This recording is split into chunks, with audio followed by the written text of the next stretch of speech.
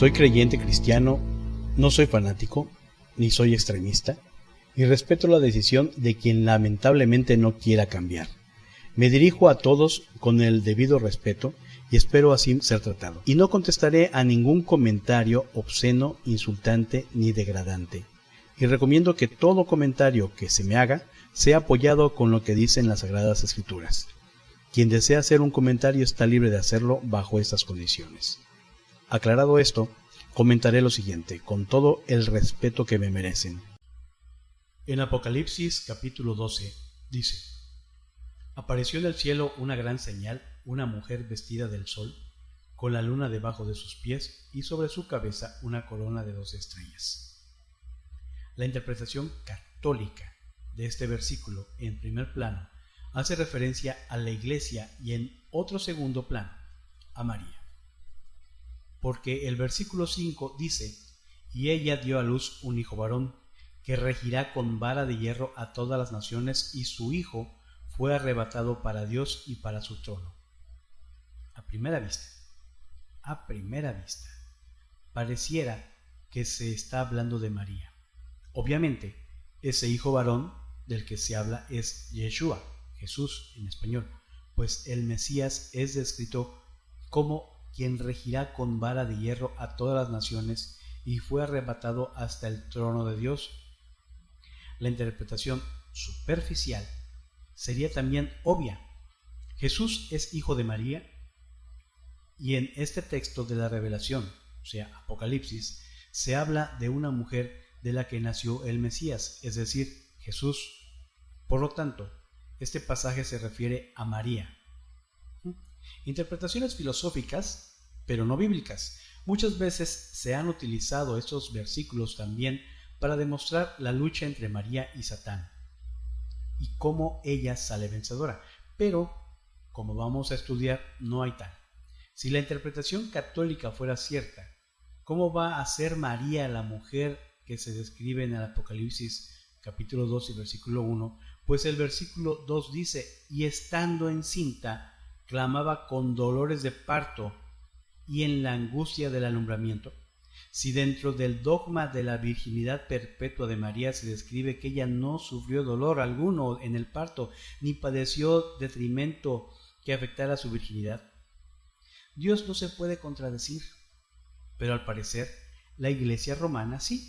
O bien María sí sufrió los dolores del parto como cualquier mujer, como describiría Apocalipsis capítulo 2 y versículo 2, o no lo sufrió para guardar la virginidad en orden de estar libre de pecado, como la afirma el dogma de la perpetua virginidad de María en el Concilio de Letrán.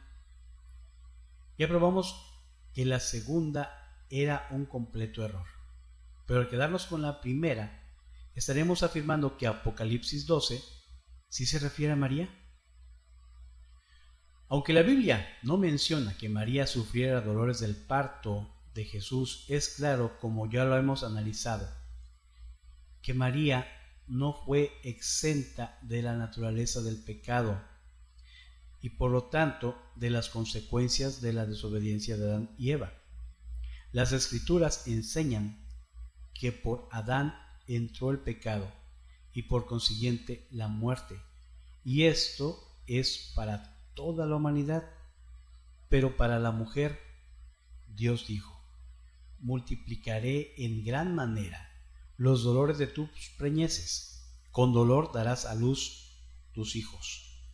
Génesis capítulo 3 versículo 16. Antes de la caída, la mujer podía dar a luz sus hijos sin dolor. Después del pecado, sí. Y es ahí donde se afirma que María sí pudo sentir dolores en el parto de Jesús. En primer lugar, heredó la naturaleza pecaminosa de Adán. Por consiguiente, heredó la maldición del Edén por ser mujer, aunque no era pecado. El dolor en el alumbramiento fue consecuencia de la desobediencia de Eva. La muerte fue consecuencia del pecado de Adán, no el pecado mismo. Si Jesús asumió nuestra naturaleza humana en todo menos el pecado, también asumió la muerte consecuencia del mismo, incluyendo un nacimiento según nuestras debilidades. María, al alumbrar con dolor, no pecó, simplemente asumió la condición caída de Eva, así como asumió la muerte de Adán, aun cuando ya no tuviera poder sobre ella y sobre cuantos creen en Cristo. Romanos capítulo 5, versículo 21. ¿Así está claro que Apocalipsis 12 se refería a María? Pues no se refiere a ella. Entonces, ¿se refiere a la iglesia? Sí y no. Vamos a ver por qué. Si fuera la iglesia, utilizando el término conocido por todos, no se explica cómo pudo dar a luz al Mesías si fue Él quien desde el cielo envió al Espíritu Santo para dar a luz a la iglesia. Lastimosamente, se piensa que la iglesia es una institución que fundó Jesús y que nació en Pentecostés, e incluso muchas iglesias cristianas utilizan este concepto por el término Kehilá, que en hebreo significa congregación, y también era aplicada a Israel. Por lo tanto, era legítimo decir la iglesia, congregación de Israel. En Pentecostés surgió la verdadera y renovada congregación, iglesia de Israel. No la iglesia como la conocemos, y mucho menos la iglesia católica romana. Entonces, si se refiere a la iglesia, pero a la de Israel. ¿Y cómo probamos esto? Las características de esta mujer en el Antiguo Testamento solía compararse a Israel con una mujer. Por ejemplo, Oseas capítulo 2 versículo 2. Punto 1. Vestida de sol. Punto 2. La luna debajo de sus pies. Punto 3. Tenía una corona de 12 estrellas sobre su cabeza. Vemos en Génesis capítulo 37 versículo 9 que dice: soñó aún otro sueño y lo contó a sus hermanos diciendo: he aquí he soñado otro sueño, y he aquí que el sol y la luna y 11 estrellas se inclinaban a mí. El que tuvo el sueño fue José, uno de los 12 hijos de Jacob, Israel. Y la interpretación que le dio no fue que María, si fuera la interpretación, se inclinaría sobre él, y lo contó a su padre y a sus hermanos, y su padre le reprendió y le dijo: ¿qué sueño es este que soñaste? ¿Acaso vendremos yo y tu madre y tus hermanos a postrarnos en tierra ante ti? Ya tenemos parte de la interpretación que le dio Jacob. Él es el sol, Raquel la luna, y las 12 estrellas eran sus hermanos. La 12ª estrella era José mismo, aunque luego se dividió en dos hijos, Manasés y Efraín. Eran las 12 tribus de Israel. Esta es la interpretación bíblica. No es María, no es la iglesia cristiana, es la congregación de Israel de quien se habla en Apocalipsis 12, y quien dio a luz al Mesías, que fue arrebatado al trono de Dios y que es sustentada por Dios en el desierto, protegida de ser arrasada por la serpiente Satanás, y cuyos descendientes, creyentes en Yeshua, el Mesías de Israel, también libran la guerra contra el dragón. Del final de la vida de María no se tienen noticias en texto bíblico, pero no por eso se han dejado de enseñar dogmas inventados por hombres sobre el hecho. Ahí es donde nace el dogma de la Asunción de María. La paradoja resulta del hecho de que se desconoce el momento, las circunstancias y motivos de la muerte de María, pero sí se sabe con autoridad dogmática, esto es decir, según la Iglesia Católica, que fue llevada en cuerpo y alma al cielo. Ciertamente, María murió, aunque la Biblia no lo narrara, pero el dogma define que fue asunta al cielo porque su cuerpo mortal no podía experimentar la corrupción de los pecadores. En primer lugar, la única referencia bíblica de la no experimentación de la corrupción corporal en el sepulcro se hace referencia al Mesías, como tal lo interpretó Pedro. Salmo 16, versículo 8 al 11. Hechos de los Apóstoles, capítulo 2, versículo 29 al 32. En segundo lugar, se puede decir que Pablo, Pedro, Mateo, Marcos, Jacobo y los demás permanecieron en su pecado, pues sus cuerpos experimentaron la corrupción en la tumba. Y si permanecieron en el pecado, la redención de Cristo no sirvió para nada. ¿Acaso la corrupción de este cuerpo mortal es señal de permanecer en pecado? Pues todos los incrédulos y los creyentes al morir no hacen sino recordarnos que somos polvo. Salmo 103, versículo 14. Entonces, las momias egipcias serían los santos entre los santos. La enseñanza bíblica no enseña que es necesario que este cuerpo carnal sea destruido porque con él no podremos ver a Dios. Pero dirá alguno, ¿cómo resucitarán los muertos? ¿Con qué cuerpo vendrán? Necio, lo que tú siembras no se vivificará si no se muere antes. Primera carta a los Corintios, capítulo 15, versículo 36. Pero os digo, hermanos, que la carne y sangre no pueden heredar el reino de Dios, ni la corrupción hereda la incorrupción. Primera carta a los Corintios, capítulo 15, versículo 50.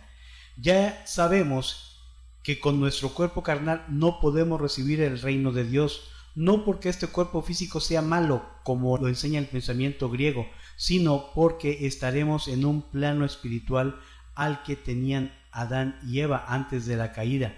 Así que, ¿qué justificación pretenden dar si según el dogma María fue llevada en su cuerpo carnal al cielo y la palabra de Dios enseña que con éste no podemos ver el reino de Dios? La incorrupción necesaria para esto procede de un cuerpo resucitado, no asunto, o sea, elevado al cielo. Así también es la resurrección de los muertos. Se siembra en corrupción, resucitará en incorrupción. Primera carta a los Corintios, capítulo 15, versículo 42. Jesús no experimentó la corrupción de su cuerpo porque Dios le resucitó y no porque lo llevara en su cuerpo carnal hacia el cielo. María también murió y no fue llevada asunta al cielo. Entonces, ¿resucitó? Mas ahora Cristo ha resucitado de los muertos, primicia de los que durmieron es hecho. Primera carta a los Corintios, capítulo 15, versículo 20. Jesús fue la primicia de los resucitados, el primero. Entonces María sería la segunda, pero cada uno a su debido orden. Cristo las primicias, luego los que son de Cristo en su venida. Primera carta a los Corintios, capítulo 15, versículo 23. No se nombra a María como siguiendo a Jesús en su resurrección. Dios ha establecido un orden, primero Jesucristo y luego los que son de Él en su venida.